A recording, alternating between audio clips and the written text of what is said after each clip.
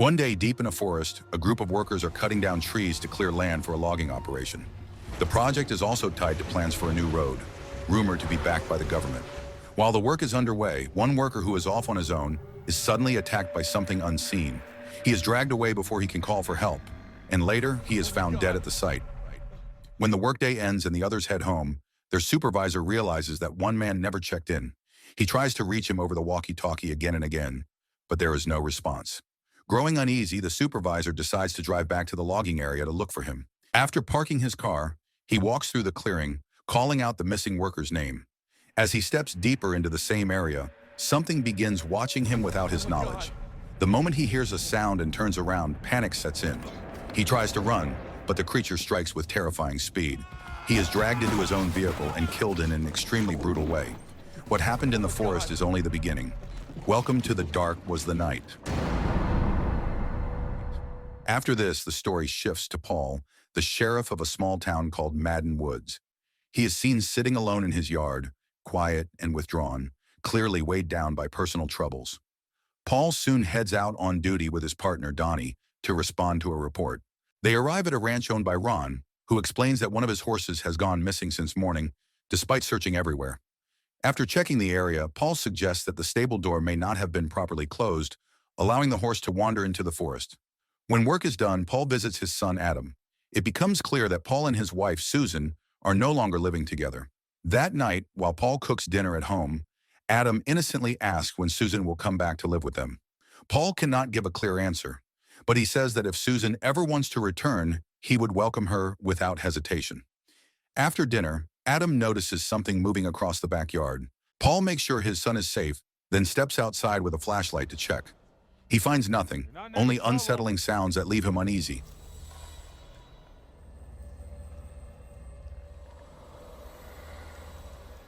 Eventually, he goes back inside and puts Adam to bed. The next morning, Donnie stops by Paul's house and asks if he noticed the strange footprints in his yard. Paul takes a look, and the two of them immediately begin following the trail. At first glance, the prints resemble horse tracks.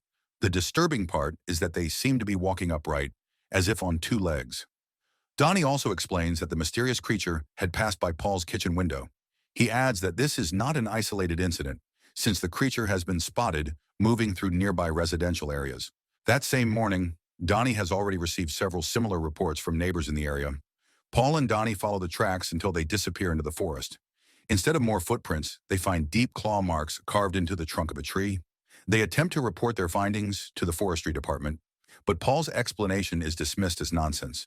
The officials even assume the report is some kind of joke. Meanwhile, the townspeople begin to feel uneasy. Anxiety spreads as complaints grow, and the situation becomes more confusing and harder to explain by the day. Sometime later, Paul is at the church after a priest reports that his dog has gone missing. Over the past few days, more and more residents have been reporting missing pets, and Paul promises that he will continue investigating. The priest also gently suggests that Paul follow Susan's example and come to church more often, hoping it might bring him some peace of mind. Elsewhere, Donnie is working on his report about the mysterious creature. While opening one of Paul's desk drawers, he comes across a photograph of a young boy. At the same time, Paul is at a local mini-market, feeling uneasy as the townspeople stare at him in silence. Among them are Claire, Ron's daughter, and a cynical man named Jim. The residents expect Paul, as the sheriff, to give them a reasonable explanation. Jim comments that what is happening in town reminds him of old stories about an ancient creature said to live in the forest. Paul quickly shuts down the conversation and dismisses it as nonsense. He insists there is nothing to worry about, since the forestry department claims no such animal exists. He suggests that the strange tracks are probably just the work of pranksters. After leaving the mini-market, Paul runs into Earl, a man who enjoys hunting and frequently ventures into the forest. Earl shares his concern that he has not seen a single deer, even though it is the peak of the season. He adds that animals usually abandon an area when they sense a serious threat. Not long after, Paul arrives at Susan's house and is greeted by her, who is both his wife and Adam's mother. He is there to pick up Adam, since Susan plans to attend a church event that evening. Their conversation reveals that Paul and Susan have been living apart for 6 months. Susan wants clarity and hopes Paul will come back to the family, but Paul cannot bring himself to explain what he is truly feeling. Later that night, as Paul is driving home, he spots something suspicious again, this time clearly enough to stop the car and investigate. He briefly sees something dart past and gives chase, but it vanishes almost instantly. At the spot where it disappeared, Paul finds a leash marked with the number 88, which turns out to belong to the priest dog that was reported missing earlier. When Paul returns to his car, he is horrified to find that Adam is gone. In a panic, he searches the area and eventually finds Adam hiding inside an old shed. Adam explains that he heard terrifying sounds near the car, became frightened, and ran away to hide. Meanwhile, Donnie is at Earl's bar, enjoying a drink and casually talking with Earl about life in New York. Donnie comes from the city and was recently transferred to Maiden Woods. He admits that there was nothing truly special about the place where he grew up. Earl then shares old stories passed down by his grandparents. His grandmother was from the Shoshone tribe, one of the Native American tribes. She used to speak of forest dwellers believed to be spirits guarding the trees. According to the stories, when white settlers arrived and failed to respect the forest, they were hunted by these beings. Earl also recalls a chilling tale about a young boy who once went missing in the woods. After days of searching, the child's body was found high up in a tree, nearly 9 meters above the ground. Earl says that whether people believe the stories or not, it never hurts to lock the doors at night. He hopes that nothing like that ever happens to Donnie or Paul if they are forced to enter the forest again. The next morning, Paul wakes up feeling heavy, the same weight he carries every day. He remembers that Susan mentioned they needed to attend a meeting with Adam's teacher.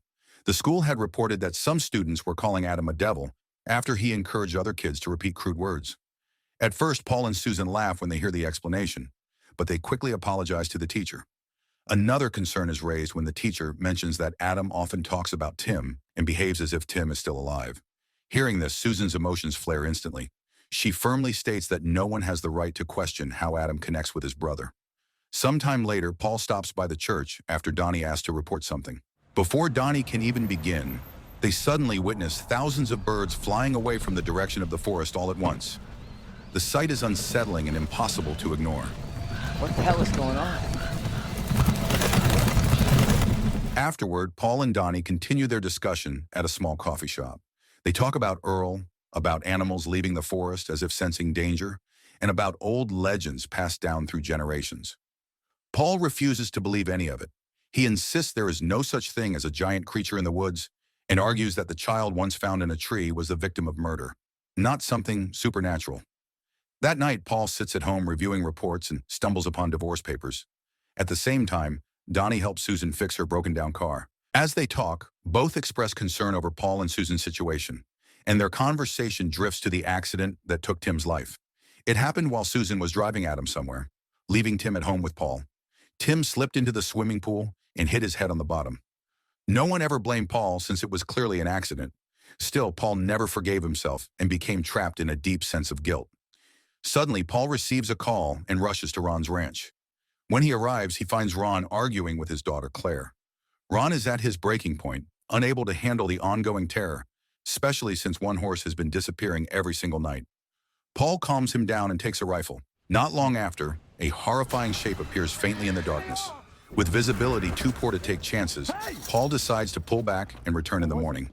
When he comes back the next day, he finds deep claw marks on the barn wall and footprints that resemble horse tracks.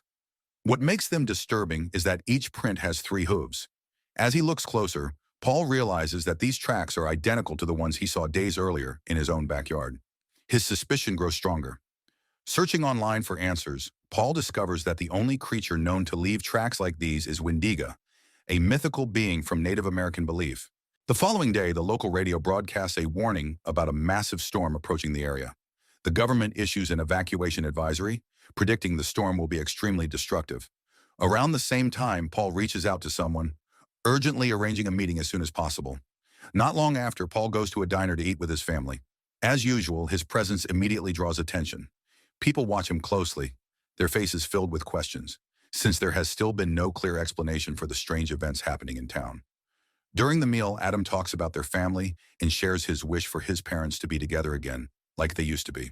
Paul admits that he still loves Susan, but also explains that many complicated things are hard to put into words.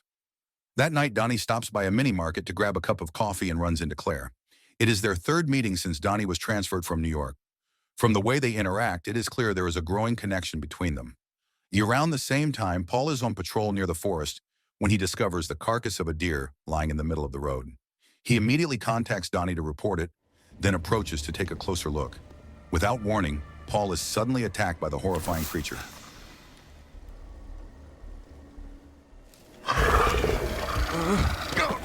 Sometime later, Paul and Donnie meet at a bar. Paul recounts the attack and says he is convinced that something extremely violent is preying on livestock and household pets, something that defies logical explanation. Donnie agrees and suggests that whatever they are dealing with is not new, but something that has lived in the forest for a very long time. The next day, several hunters head into the forest, even though they know deer numbers are already dangerously low. Before long, the situation turns deadly when something suddenly attacks them. Later on, Paul returns to the spot where he found the deer carcass. While there, he hears strange sounds coming from the woods. Soon after, a wounded hunter stumbles out. Paul quickly takes him back to the station to get a statement. The hunter explains that everything happened incredibly fast. He and the others were attacked deep in the forest. They caught brief glimpses of the creature, but none of them could clearly describe what it looked like. From this account, Paul becomes even more certain that a highly dangerous creature has been hiding in the forest all along. He also believes it is intelligent, always avoiding capture. In his mind, the creature may now feel threatened by increasing human activity. Realizing how severe the situation has become, authorities contact the forestry department and issue a strict order. No one is allowed to enter the forest for any reason.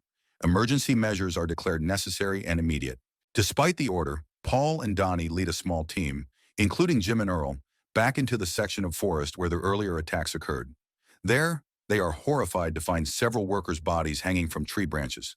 The bodies are arranged in a disturbing pattern, as if deliberately displayed as a message. It becomes clear that these are the workers who went missing at the very beginning. As the news spreads, the entire town begins to shut down.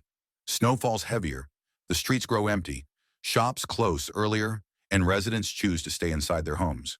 With the worsening weather, the town feels completely isolated. Even so, Paul refuses to give up and continues searching for a way to stop the creature before it can claim more lives. One night, while inside his bedroom, Paul hears his son Adam screaming. He immediately realizes that the creature has broken into the lower level of the house. Without hesitation, Paul grabs Adam, pulls him into the nearest room, and locks the door behind them. He keeps Adam close and urges him to stay completely silent. Paul knows he cannot face this alone. With shaking hands, he quickly calls Donnie and asks for help as fast as possible. Donnie arrives within minutes, armed and ready. The moment he sees the creature, he fires repeatedly until it is forced to retreat and disappear into the darkness of the snowstorm outside. That terrifying encounter makes one thing clear. If the creature can enter a home so easily, then nowhere in the town is truly safe. Because of that, Paul and Donnie decide the only option is to gather everyone in one place, where they can protect each other. They lead the townspeople to the church, hoping its solid structure and wide space can offer some kind of shelter. At the very least, they can face the danger together instead of alone. Inside, people crowd together in fear, clinging to one another and whispering prayers as the storm rages on outside. Before long, a dark shape appears behind the church doors. Through the heavy snowfall, the creature finally becomes clearly visible. It moves closer, slow and deliberate, closing the distance one step at a time. Without any warning, a thunderous impact erupts. The massive church doors explode inward as the creature crashes through, shattering what everyone believed was their last safe refuge.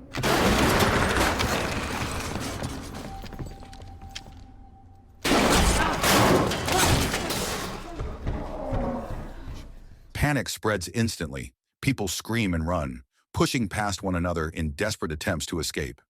Amid the chaos, Paul and Donnie struggle to control the situation, forcing people toward the exits while trying to hold the creature back. The creature moves with terrifying speed and strength. It tears through the church, smashing benches aside and slamming into walls without effort. In the middle of the turmoil, the creature attacks Paul and slams him violently to the floor, leaving him badly injured. In that moment, its full form is revealed, showing just how horrifying it truly is. With his gun knocked far away, Paul reaches for his knife with trembling hands and launches one final attack. At last, the creature collapses and crashes onto the church floor. For a brief moment, everything goes silent. The survivors stand frozen, staring at the body, barely daring to breathe. Many feel a wave of relief, believing the nightmare is finally over. Some drop to their knees, crying and praying, overwhelmed with gratitude and shock. As Paul and Donnie move closer with their weapons still raised, they witness something far more terrifying. The bullet wounds on the monster's body begin to close on their own. Torn flesh pulls itself back together, broken bones shift into place, and something dark pulses beneath the skin. The creature regenerates in a way no living being should be able to. If the process finishes, it will rise again, possibly stronger and even more lethal. It is now undeniable that this is not a normal animal, not even a mutation, but something truly evil, awakened or drawn out by relentless deforestation and humanity's habit of treating nature as nothing more than something to exploit. The horror does not end there. When they look outside the church, they see more creatures emerging from the darkness. Massive silhouettes surround the building, then spread out across the town, moving in every direction like an unstoppable wave. In that moment, Paul, Donnie, and the remaining survivors finally understand the truth. This was never about stopping a single creature. What came was not one, but many. Facing a threat like this, or even trying to escape it, feels impossible for human civilization. With that realization, they understand that this is the end of humanity. So the moral of the story is, if you ignore nature, ignore warnings, and ignore three-hoof footprints, you will end up wishing your biggest problem was still just bad Wi-Fi.